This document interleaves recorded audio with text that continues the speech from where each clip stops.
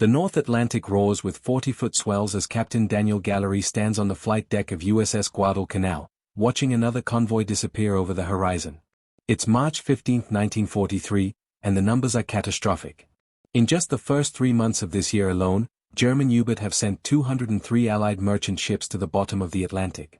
That's more than 2 ships every single day carrying fuel, food, weapons, and ammunition that will never reach Britain. Gallery's escort carrier crawls across the ocean at 19 knots maximum speed. His critics in the Admiralty call it a baby flat top, a Woolworth carrier, too slow to chase surface that can sprint at 18 knots on the surface. The mathematics are brutal and simple. When a U-boat commander spots an escort carrier on the horizon, he simply stays surfaced and runs. The carrier cannot catch him. The convoy system is failing and Gallery knows it. Every week, the casualty reports cross his desk. 30,000 merchant seamen lost. 75% of all U-boat crews dead in this mutual slaughter. What makes it worse is that Gallery commands a ship most naval experts consider obsolete before it even left the shipyard. The Guadalcanal is a converted merchant hull, 500 feet of welded steel with a flight deck bolted on top. She carries just 12 torpedo bombers and 9 fighters. Her armor is thin. Her speed is laughable compared to fleet carriers that can hit 33 knots. Admiral Ernest King himself questioned whether these jeep carriers could survive in the submarine-infested waters of the Atlantic. But what Daniel Gallery doesn't know, what he cannot possibly know as he watches that convoy steam away, is that in exactly 14 months on June 4, 1944, his too-slow ship will achieve something the United States Navy hasn't accomplished in 132 years. He will capture an enemy warship on the high seas. Not sink it, capture it. Complete with its crew, its code books, its Enigma encryption machines, and 10 sacks weighing 900 pounds of classified intelligence that will help shorten the war by months. And he will do it without firing a single shot at the submarine itself. The method he's about to invent will defy every regulation in the Naval Warfare Manual and nearly get him court-martialed by the most powerful admiral in the Navy. The Battle of the Atlantic is a mathematician's nightmare that gets worse every month. In 1942 alone, U-boats sank nearly 400 ships for the loss of only 7 submarines. Admiral Karl Donitz, commander of Germany's U-boat fleet, has refined the Wolfpack tactic to lethal perfection. Multiple submarines coordinate attacks. Overwhelming convoy escorts with sheer numbers. They strike at night when escort ships can't see them. They strike in the Black Pit, the mid-Atlantic gap where no land-based aircraft can reach. They strike with torpedoes that leave no warning, no chance to abandon ship. The standard Allied response is reactive and defensive. Escort ships, destroyers, corvettes, and these new escort carriers surround convoys in protective screens. When sonar detects a U-boat, the escorts drop depth charges set to detonate at specific depths, hoping the pressure waves will crack the submarine's hull. The problem is that depth charges are remarkably ineffective. They must explode within 20 feet of a submarine to guarantee a kill. U-boat dive to 750 feet and simply wait out the barrage. Convoy escorts drop hundreds of depth charges and rarely sink anything. Captain Gallery watches this defensive strategy fail month after month. In November 1942 alone, shipping losses reached 700,000 tons. That's more than 140 cargo ships in 30 days. The Royal Navy calculates that if this rate continues, Britain will literally starve by mid-1943. The island nation depends on imported food, and those food ships are burning on the Atlantic floor. The consensus among naval experts is clear and unanimous. Escort carriers should never leave their convoys. Their job is to provide air cover to launch patrol planes that force U-boat to submerge where they are slow and blind. Offensive submarine hunting is the domain of destroyers and specialized hunter-killer groups with fast ships. An escort carrier attempting to capture a U-boat. That's not strategy. That's suicide. Gallery's own ship proves the critics right, at least on paper. The Guadalcanal was commissioned on September 25, 1943 as part of the Casablanca class. 50 escort carriers built so quickly that shipyards launched them in an average of 83 days from keel laying to commissioning. These ships are compromises everywhere you look. Too slow to chase submarines, too lightly armored to survive torpedo hits, too small to carry enough aircraft for sustained combat operations. But Gallery sees something the experts don't. He sees that U-boats are predictable. They must surface to recharge batteries. They must surface to use their diesel engines for speed. They must surface to reload torpedoes. And when they surface, they are vulnerable, not to depth charges, but to boarding parties. The problem is that no one has successfully boarded and captured an enemy submarine on the high seas since the War of 1812. The stakes couldn't be higher. British CRYP analysts have broken the Enigma code, but the Germans change settings daily. Every captured code book extends Allied intelligence for weeks. Every captured Enigma machine provides new insights into German encryption methods. And every U-boat removed from service is one less threat to the convoys carrying 75,000 troops per month to England for the upcoming invasion of Europe. On January 5, 1944, Gallery takes command of Task Group 22. 3. The Guadalcanal N5 destroyer escorts. His orders are clear. Protect convoys. Sink submarines when possible. Keep moving. But Gallery has a different plan. One he hasn't shared with his superiors. One that violates every doctrine in the anti-submarine warfare manual. He's going to train his crew to capture a U-boat alive. Daniel Vincent Gallery is not the man you'd expect to revolutionize submarine warfare. Born July 10, 1901 in Chicago, he entered the U.S. Naval Academy in 1917 at age 16. Too young, too short, too brash for the spit and polish world of Annapolis. He graduated 3 years later in an accelerated wartime program and promptly competed in the 1920 Olympics as a wrestler. Not exactly the credentials of a submarine tactician, Gallery spent the 1920s and 1930s as a naval aviator, flying scout planes from battleships and destroyers. He was an instructor, a good officer, but not a brilliant one. No one marked him for high command. His personnel file described him as innovative, but occasionally insubordinate, military code for smart but won't follow orders.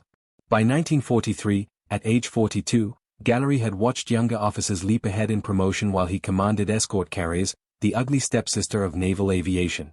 But Gallery possesses something rare in the rigid hierarchy of the wartime Navy.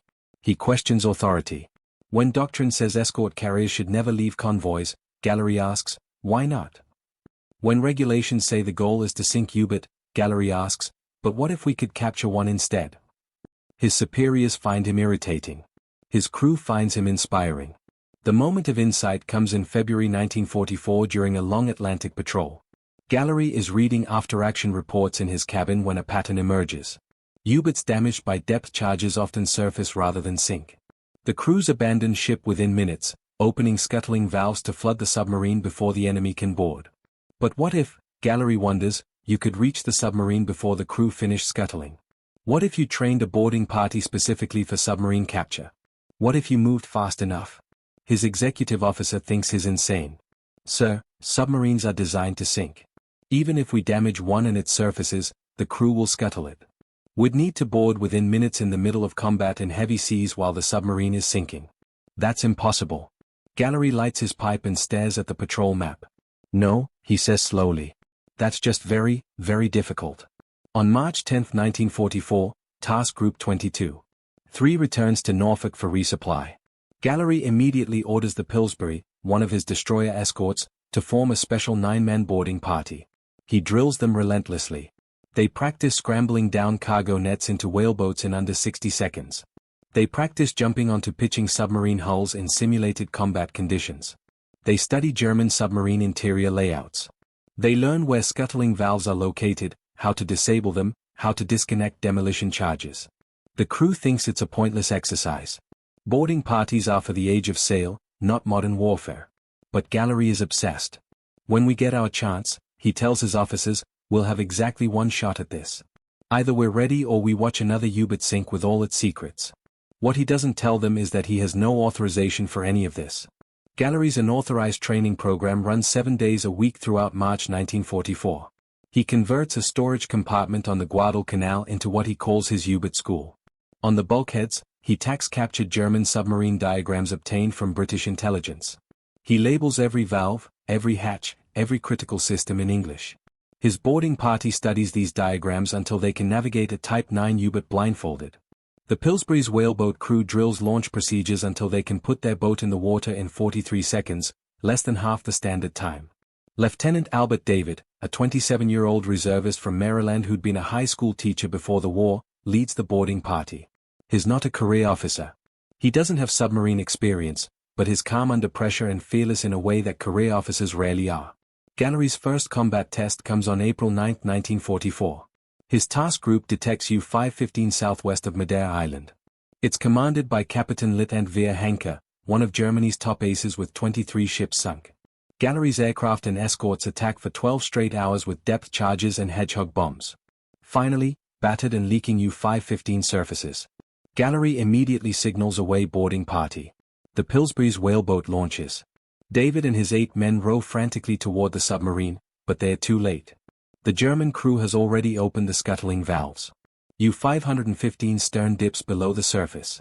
Water pours into the conning tower. David's boat arrives just as the submarine makes its final plunge, taking Henke and 28 crewmen to the bottom. 44 Germans swim in the oil-slicked water. The Americans pull them aboard as prisoners. Gallery is furious.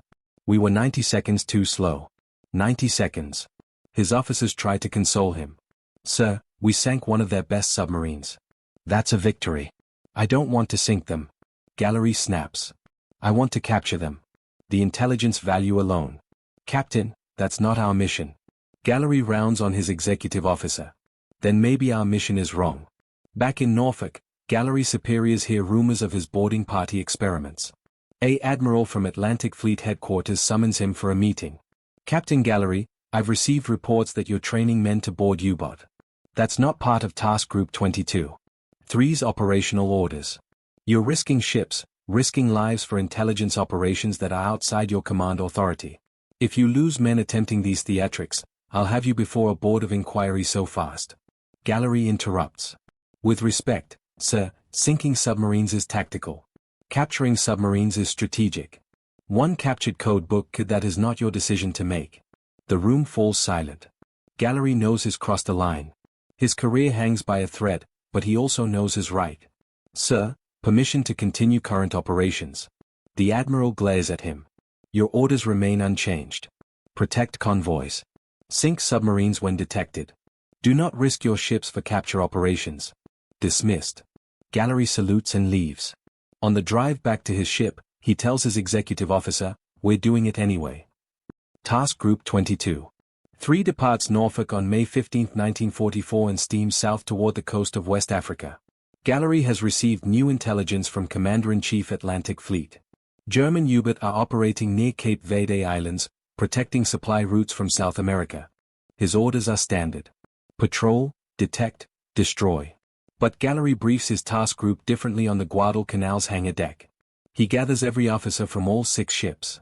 Gentlemen, our next U-boat doesn't sink. It comes home with us. He clicks on an overhead projector showing German submarine schematics. If we damage a boat and its surfaces, we have approximately 3 minutes before the crew completes scuttling. Our boarding party will launch immediately. Shatland and Jenks will provide covering fire. Pillsbury will effect the boarding. Any questions? Commander Dudley Knox of the USS Chatelaine raises his hand. Sir, this contradicts our operational orders. We're supposed to sink submarines, not I'm aware of the orders, Commander. Sir, with respect, Admiral Jonas has specifically forbidden capture operations.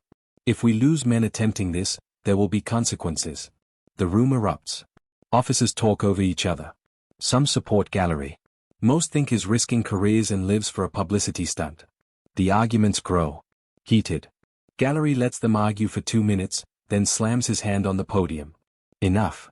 I'll make this simple. The Germans are winning the tonnage war. They're sinking ships faster than we can build them. Yes, we're killing U-boat, but we're not winning fast enough. One captured submarine, just one, gives us codebooks, Enigma settings, acoustic torpedo designs, battery technology, everything. That intelligence saves convoys. Those saved convoys feed Britain. A fed Britain invades Europe. This isn't about glory. This is about ending the war. Commander Knox stands. Captain, I respect your reasoning, but intelligence operations fall under CNO authority, not task group commanders. You're exceeding your mandate. Gallery's jaw tightens. Then I'm exceeding my mandate. The boarding party training continues. If any officer wants to file a formal objection, my cabin is open. Otherwise, we execute this plan when we get our chance. Dismissed. The officers file out in tense silence. Gallery's executive officer lingers. Sir, you're risking court-martial. Probably. Was it worth it? That speech? Gallery stares at the submarine diagram still glowing on the projection screen. Ask me in 3 weeks. Those 3 weeks are frustrating and empty. Task Group 22. 3 patrols an ocean that seems devoid of U-boat. Gallery's aircraft fly dawn to dusk search patterns and find nothing. His sonar operators scan empty water.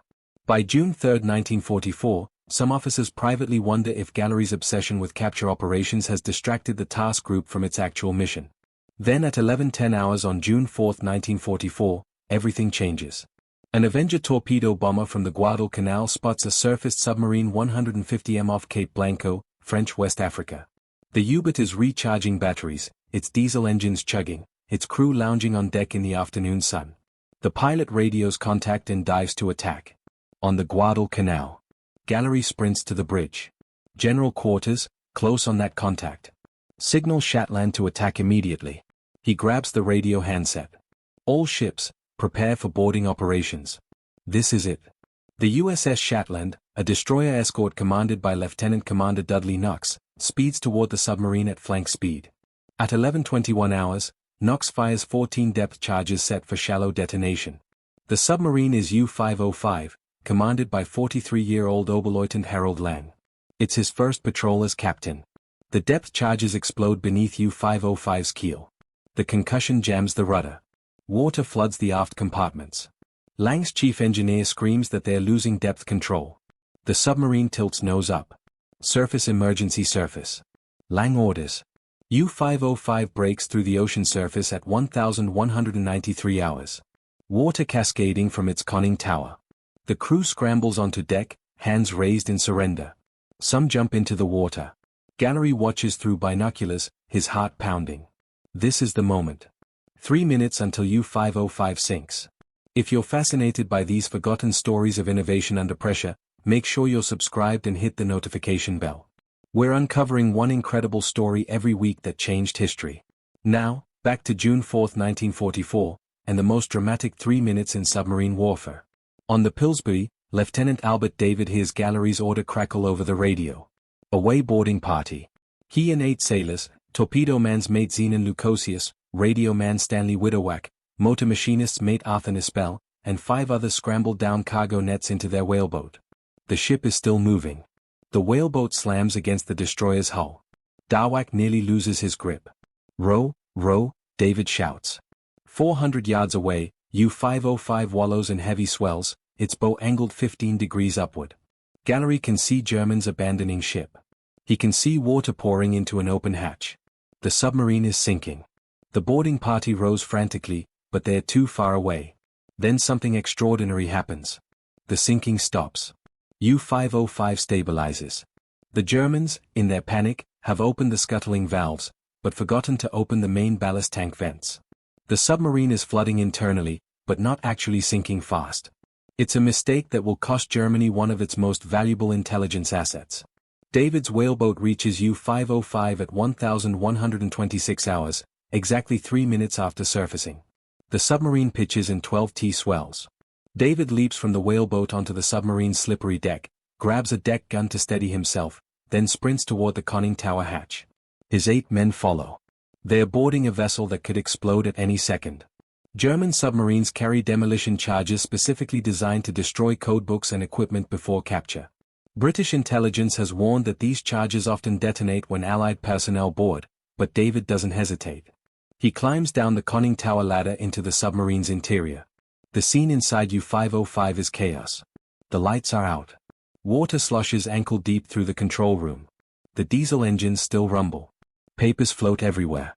The air reeks of diesel fuel and battery acid. David's flashlight beam cuts through the darkness. Lukosius, find the scuttling valves. Wiedeak, check for demolition charges. Everyone else, grab everything that looks important.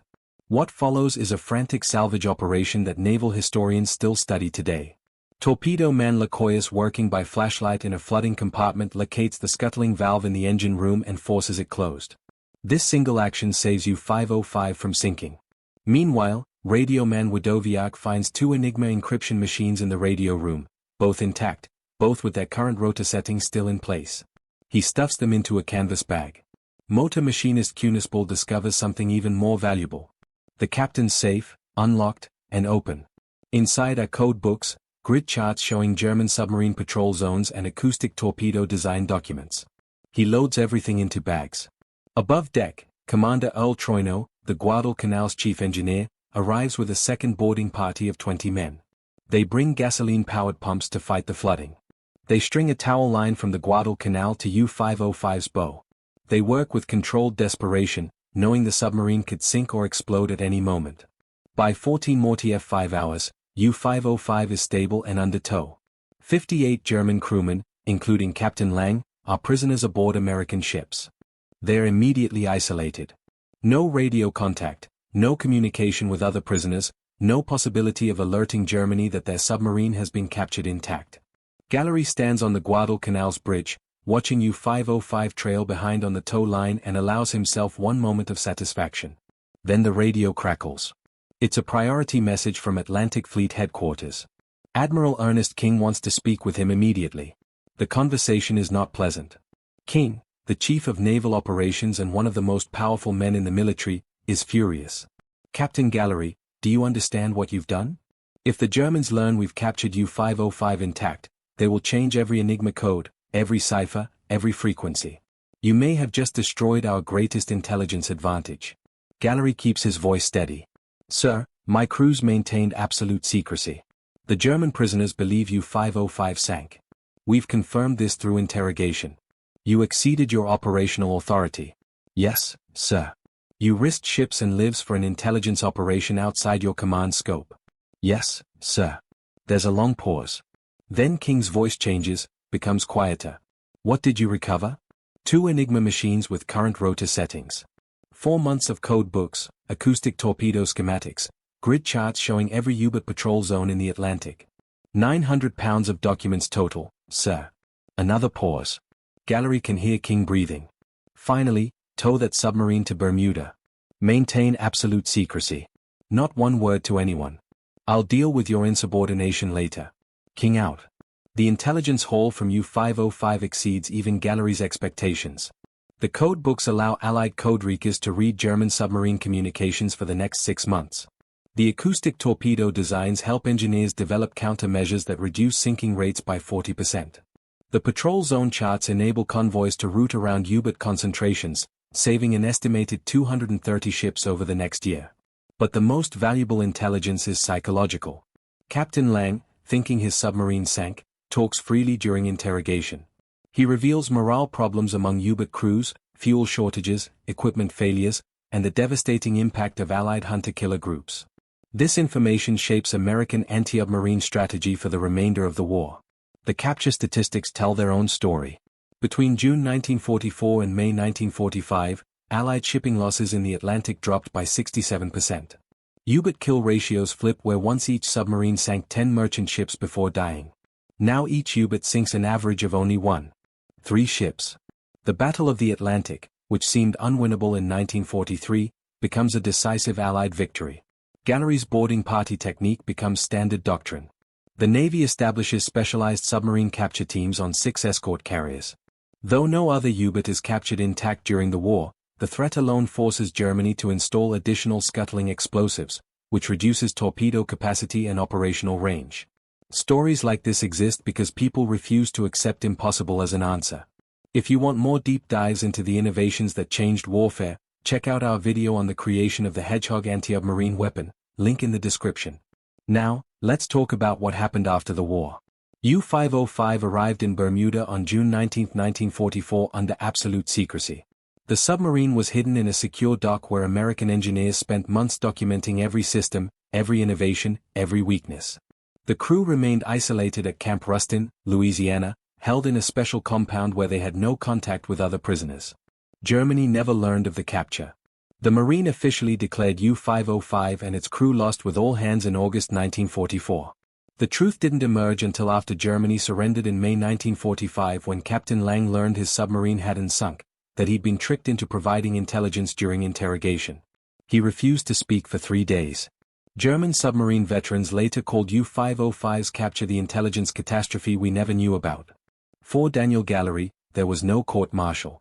Admiral King, despite his initial fury, recommended Gallery for the Distinguished Service Medal. The official citation read, "For exceptionally meritorious service in a duty of great responsibility as commander of a task group which captured an enemy submarine on the high seas." The Presidential Unit citation was awarded to every ship in Task Group 22. 3, but Gallery downplayed his role for the rest of his life. In a 1946 letter to the mother of one of his crew, he wrote, "The capture of U-505 wasn't brilliant strategy. It was desperate improvisation by men who refused to accept that defense is enough. Your son and the others didn't follow doctrine because doctrine was failing. They made something impossible into something merely very, very difficult." Lieutenant Albert David, who led the first boarding party, received the Medal of Honor posthumously. He died in a plane crash in 1945, never knowing the full intelligence value of what he'd captured. In the citation ceremony, Gallery said, "David jumped onto that submarine knowing it could explode or sink at any second. That's not courage. That's something beyond courage. The willingness to risk everything for a mission that doctrine said was impossible." U-505 itself became a museum exhibit. In 1954, Gallery led a campaign to bring the submarine to Chicago's Museum of Science and Industry. It required transporting a 700-ton submarine through city streets. Another impossible task Gallery accomplished. Today, U-505 sits in a climate-controlled underground gallery where 500,000 visitors see it annually. Modern naval doctrine still teaches Gallery's boarding tactics. Special operations teams study the U-505 capture as a masterclass in rapid salvage operations under combat conditions. The principal Gallery proved that the greatest military value sometimes comes from capture, not destruction, shapes current submarine warfare doctrine. The Germans learned their lesson too late after the war. Declassified documents revealed that Germany added automatic scuttling systems to all Type Venu submarines specifically to prevent another U-505-style capture. These systems reduced operational efficiency and contributed to the submarine's poor combat performance. Gallery retired as a Rear Admiral in 1960. He died January 16, 1977 at age 75. His tombstone in Arlington National Cemetery bears no mention of U-505. Just his name, his rank, and the dates of his service. The submarine he captured, the impossible prize from a ship critics called too slow, has now outlived him by nearly 50 years, still teaching visitors that innovation matters more than speed, and that questioning authority sometimes wins wars.